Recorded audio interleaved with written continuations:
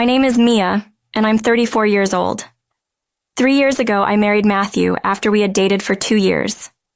However, we've been struggling to have children, and for the past 6 months, I've been feeling a disconnect between us.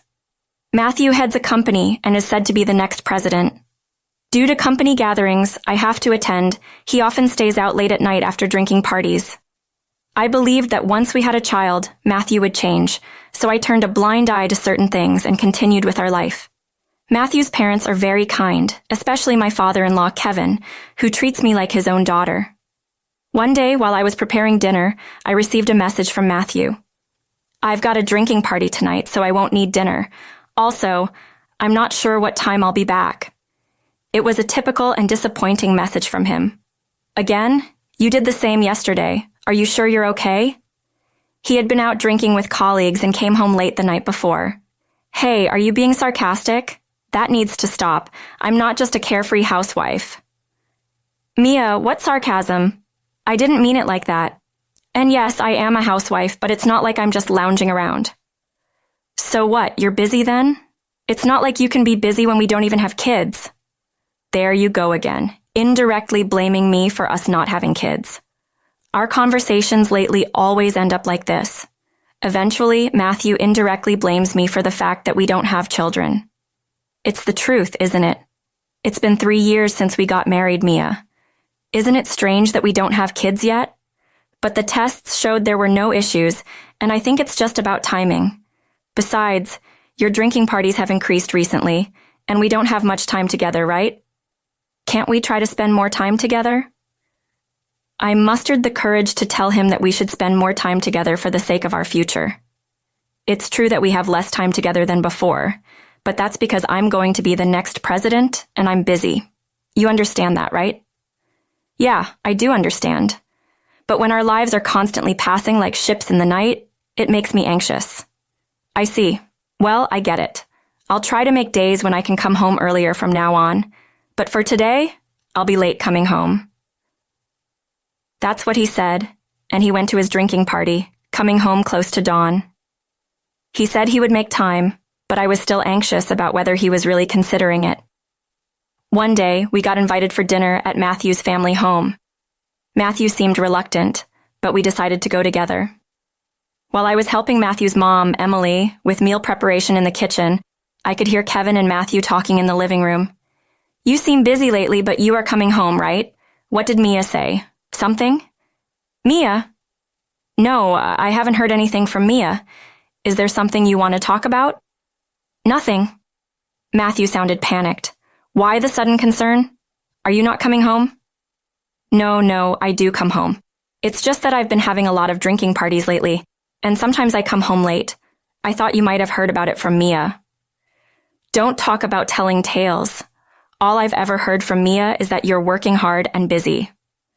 Matthew seemed flustered, realizing he had revealed his late returns.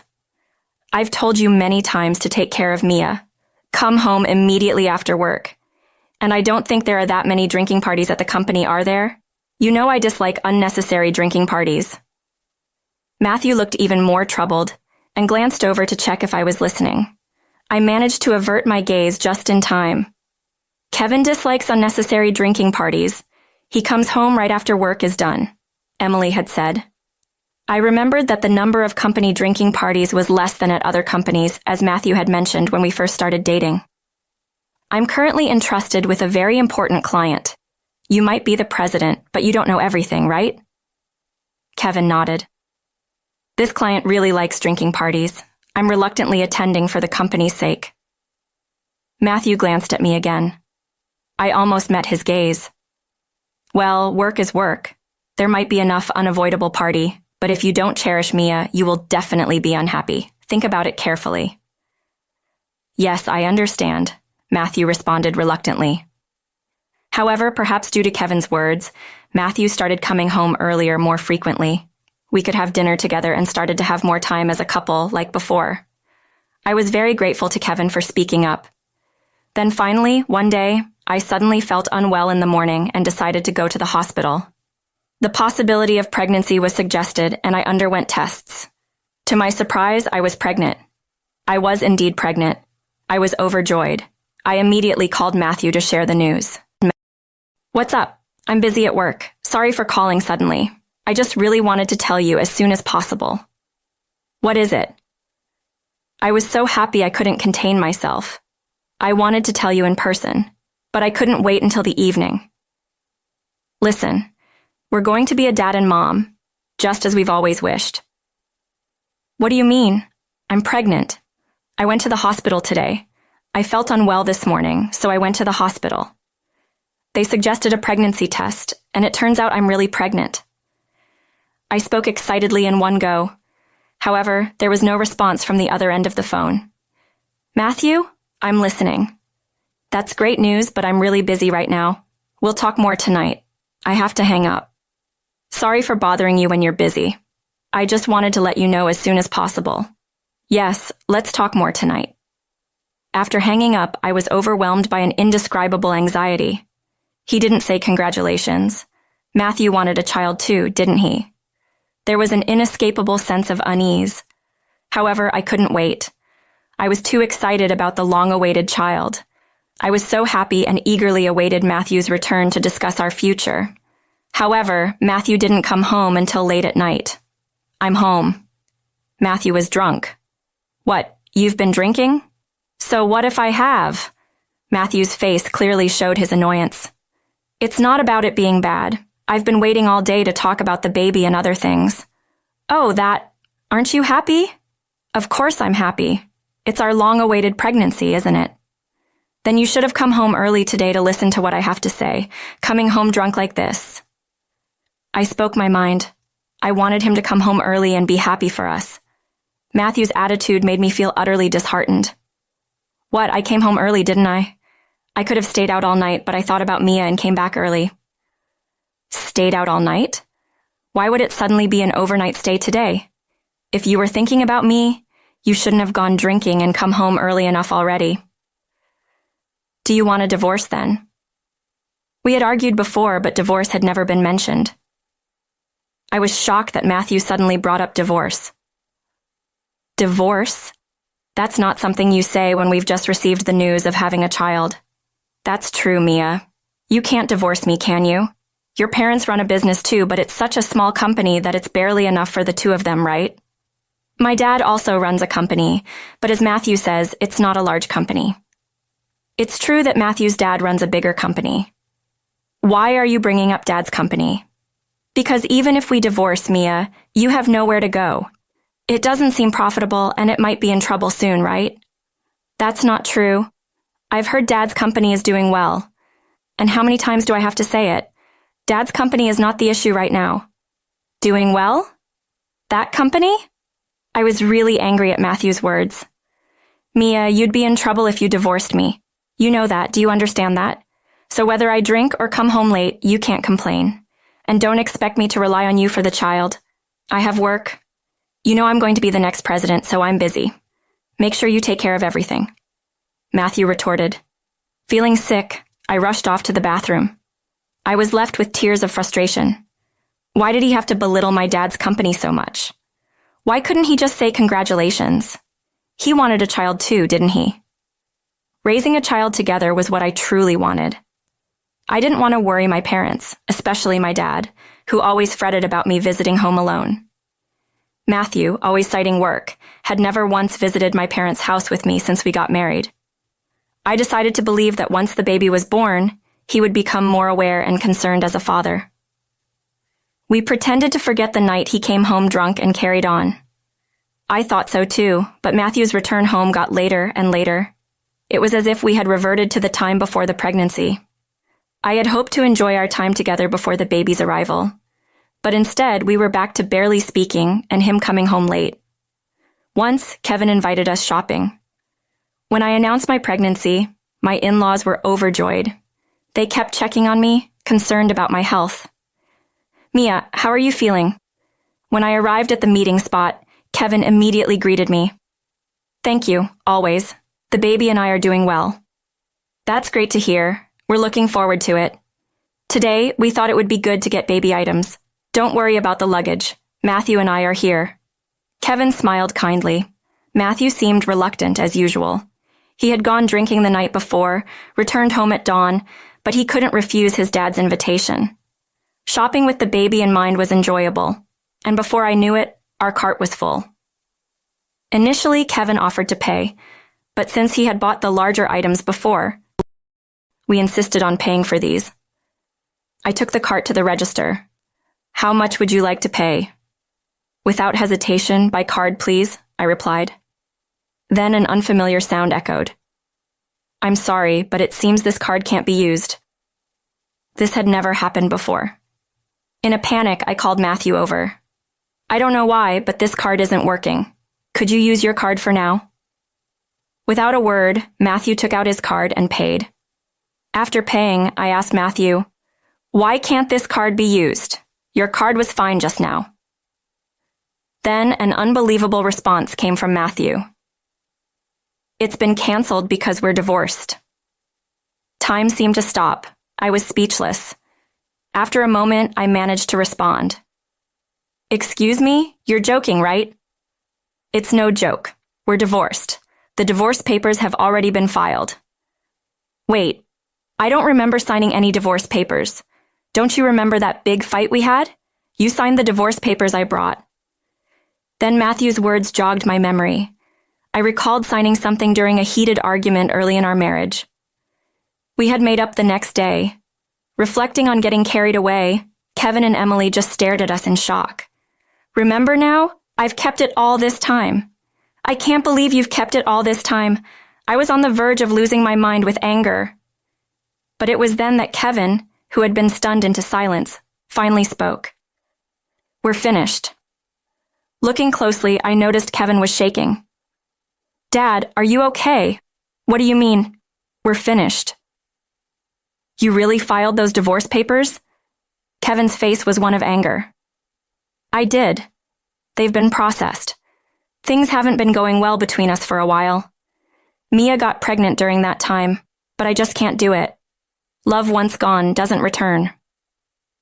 "You're trying to sound cool or something? Our baby is about to be born, you know."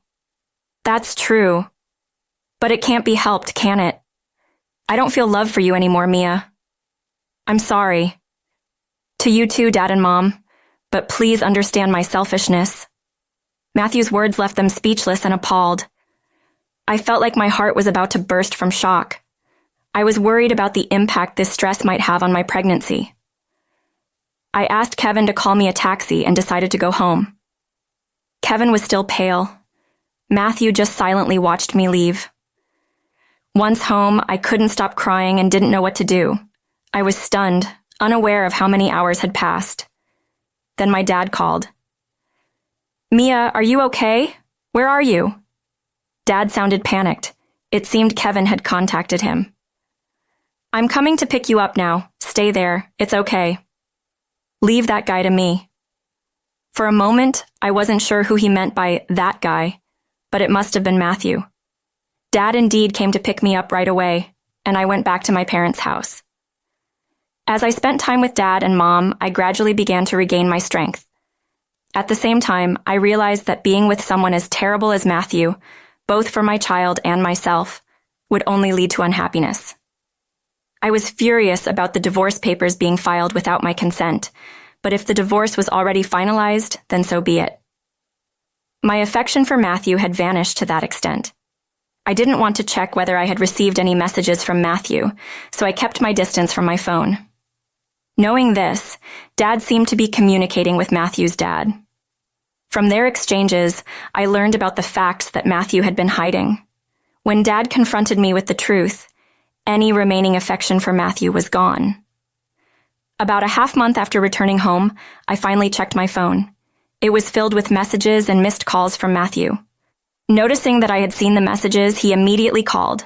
I decided to answer the phone boldly. "Hello, is this Mia?" "Finally got through. What do you want? I don't want to talk to you." "Don't say that. I was really wrong that time. I was shocked and anxious when I suddenly heard you were pregnant. That's why I did what I did. I regret it now." Matthew started making excuses one after another. I was surprised to hear him say he regretted it. However, I had no intention of starting over. And let's start over. Let's submit a marriage certificate again. Let's raise the child together. Did you break up with your affair partner? My voice was colder than I expected. Did Dad tell you? I really am sorry. I regret it now. I've broken up with her. Matthew had been cheating since before I got pregnant. It was around the time I started feeling our paths diverging 6 months ago. His drinking parties were lies to meet her. She was a junior at the same company, and there were several photos as evidence. Worried about me, Dad had discreetly hired a detective. It was supposed to be a way to reassure me, I was told later. If we get married again, what about your job? You know about that too. I think I can go back to work if I can start over with you, Mia. Please help me. Apparently, Matthew's dad's company was not doing well. Matthew's dad, struggling with finances, had pleaded with my dad. Dad's company isn't large, but over the years, he has consistently done reliable work. That's why the job was continued without interruptions. Therefore, it had never run out of work and had a solid financial reserve. As a condition for lending the money, Dad had made a contract stating if Matthew ever betrays Mia, all rights to Matthew's dad's company will be transferred to Mia's dad. Of course, at the time, they didn't think Matthew would betray me, but it was all properly documented. Hearing this, I understood why Matthew's dad was so affectionate towards me. Of course, he wouldn't have thought his son would actually betray me. Matthew's dad was furious with Matthew for divorcing on his own accord, fired him from the company, and told him to leave the house. Matthew was trying to get back with me to avoid that. I have no intention of marrying you again. I will never forgive what you did. Cheating and hiding it, trying to leave me when I got pregnant, and filing for a divorce on your own. But I'm really sorry. It's pitiful for the child not to have a dad like you. I'll make sure you pay the child support and alimony. I have nowhere to go, no job. What am I supposed to do now? That's not my problem. Reflect on your own foolishness. I finally realized how important you are to me. Please don't abandon me. I immediately blocked Matthew's number. Matthew's dad had promised to ensure the alimony and child support would be paid. Since then, I've been living at my parents' house. I started working as an office clerk at Dad's company. My belly is growing, and I'm due next month. My parents, my colleagues, everyone is warm and supportive, and I'm glad to be back. Matthew's dad, acknowledging his son's betrayal in the contract with my dad, began preparations to transfer the company. However, Dad had no intention of taking over the company. The money has been repaid, and running 2 companies is impossible for me, he said, laughing. Matthew's dad was deeply grateful to my dad. Matthew, cut off by his family and fired from his job, is now juggling part-time jobs to get by. As for me, I'm focusing on enjoying my work and life with my child, hoping this happy